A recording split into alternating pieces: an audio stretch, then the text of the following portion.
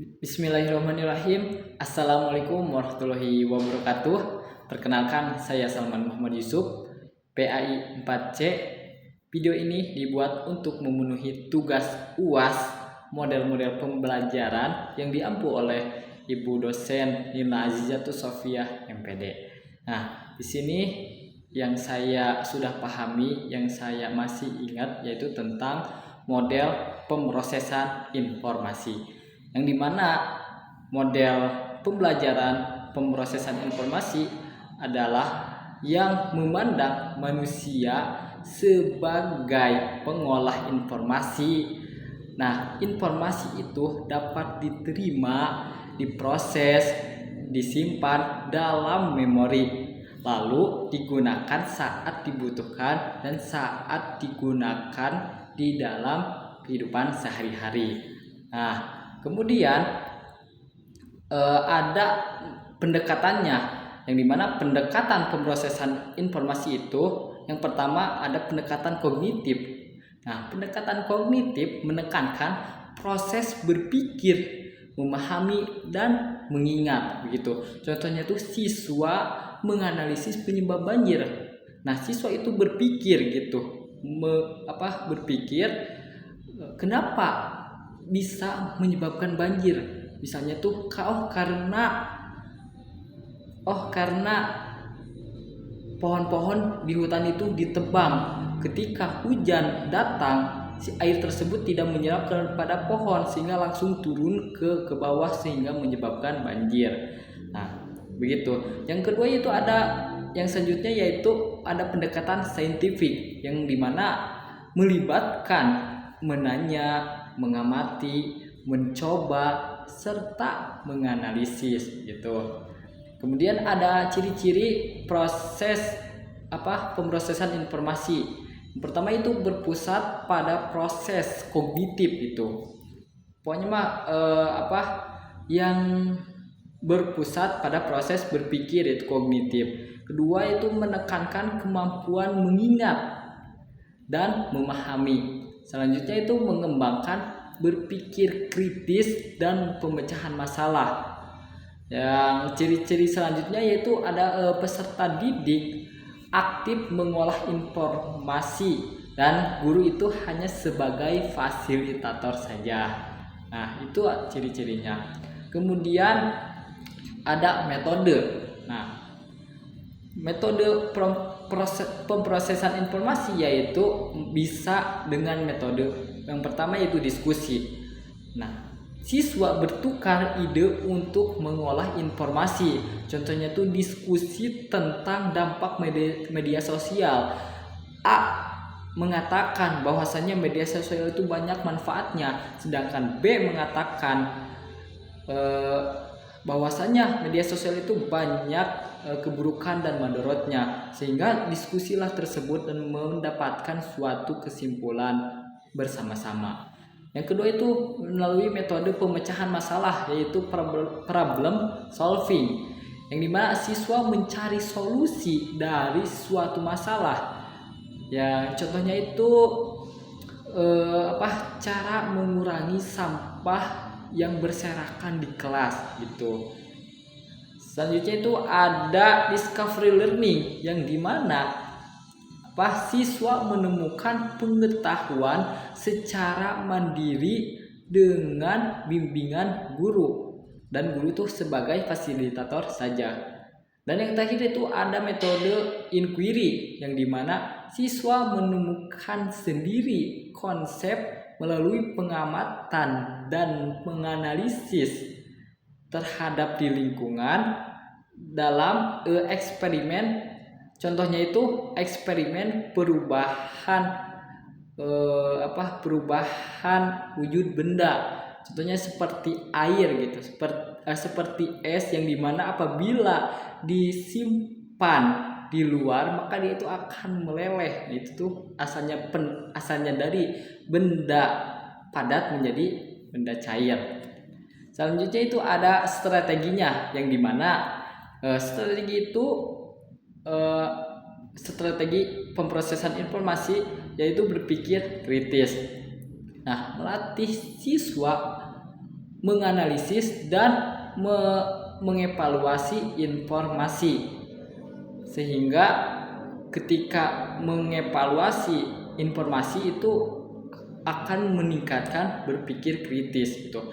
Yang selanjutnya itu ada elaborasi, yang dimana elaborasi itu menghubungkan materi baru dengan pengalaman sebelumnya. Contohnya itu mengaitkan materi ekonomi dengan kehidupan sehari-hari, bahwasanya ketika kita ingin membeli suatu barang, nah harus sesuai kemampuan kita, dahulukan kebutuhan sebelum keinginan. Nah itu mengaitkan gitu antara ekonomi dan dalam kehidupan sehari-hari. Yang selanjutnya itu ada organisasi, menyusun informasi agar mudah dipahami. Tuh. Contohnya itu membuat peta konsep atau mind map, sehingga itu akan mendapat informasi secara utuh, itu akan mudah dipahami oleh pikiran kita. Yang selanjutnya itu ada pengulangan, yang dimana mengulang informasi adalah agar tersimpan dalam memori yang jangka panjang, bukan jangka pendek. Karena dengan mengulang-ulang itu adalah pembelajaran yang sangat efektif. Tuh. Dan selanjutnya ada teknik, yang dimana teknik langkah praktis dalam pemrosesan informasi, yaitu ada tanya jawab. Itu tanya jawab, guru mengasih atau memancing membuat pertanyaan untuk memancing pendapat peserta didik.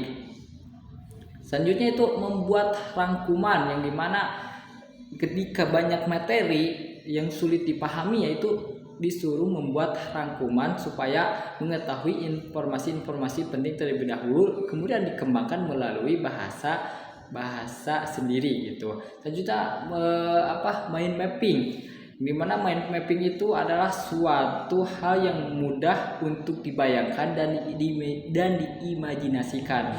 Ketika poin A tuh di atas, poin B di bawah, poin C di sebelahnya, poin D tuh di pinggirnya lagi. Nah itu sehingga membuat peserta didik itu secara tidak langsung mengingat suatu informasi yang telah dibuat melalui mind mapping tersebut.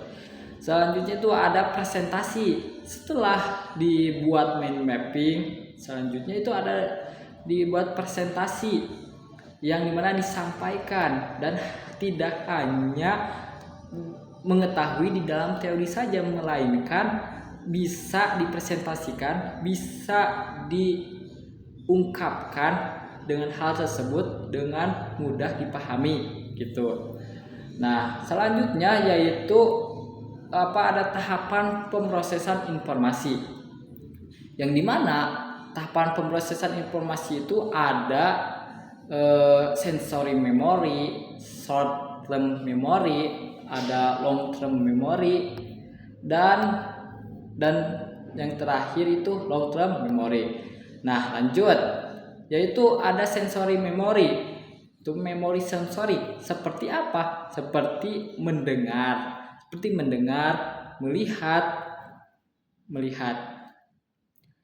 Informasi itu diterima melalui panca indera gitu. Contohnya siswa melihat gambar gunung meletus dan gunungnya itu mengeluarkan larpa-larpa gitu. Kan itu dilihat gitu, bahwasanya itu gunung meletus itu karena diakibatkan beberapa dampak gitu. Selanjutnya itu ada short term memory, memori jangka pendek. Nah, informasi itu dipahami secara pendek atau secara sementara. Seperti itu siswa mendengarkan penjelasan guru atau mendengarkan suatu webinar yang ada di depan. Dia itu cuma mendengarkan saja, kan tetapi dia tidak dipahami begitu lama. Dan ada selanjutnya yaitu ada long term memory, yang dimana memori jangka panjang, yaitu informasi disimpan untuk waktu lama. Contohnya, siswa masih ingat rumus fisika atau rumus matematika ketika sedang ujian. Nah, itu karena long term memory. Kenapa dia bisa memasukkan informasi jangka panjang? Karena dia terus mengulang gitu. Dan pemrosesan informasi itu ada kekurangan dan kelebihan gitu. Mungkin kelebihannya yaitu melatih kemampuan berpikir kritis, itu kelebihannya. Selanjutnya itu membantu siswa memahami konsep secara mendalam karena terus diperdalam dan harus paham suatu informasi tersebut gitu.